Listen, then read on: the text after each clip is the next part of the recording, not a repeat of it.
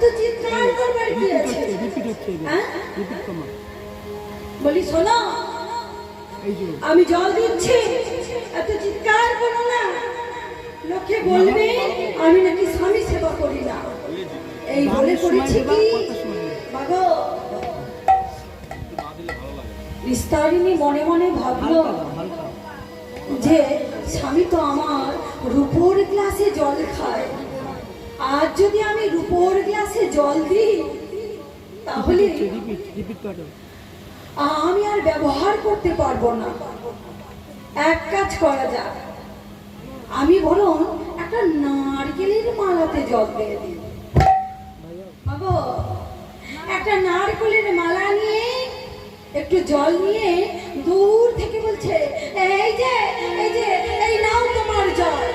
বাবা যেই না নারকেলের মালাতে জল দিয়েছে, ওই না নারকেলের মালাতে জল মাটিতে রাখিল।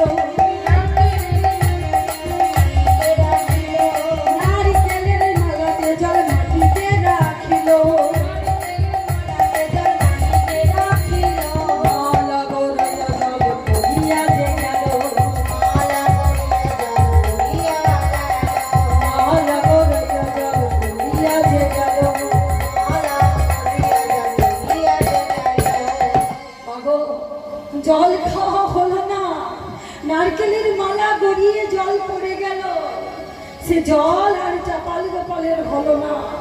নিস্তারিণী একটু জল দাও, নিস্তারিণী একটু জল, একটু জল, একটু জল। বাবা জল জল জল জল করতে করতেই অচৈতন্য হয়ে গেল, অচৈতন্য হয়ে গেল চাপাল গোপাল। নিস্তারিণী দূর থেকে তাকিয়ে বলল, দেখি মরেই গেল নাকি রে বাবা? কোনো সাড়া পাচ্ছি না, শব্দ পাচ্ছি না, তবে কি মরেই গেল?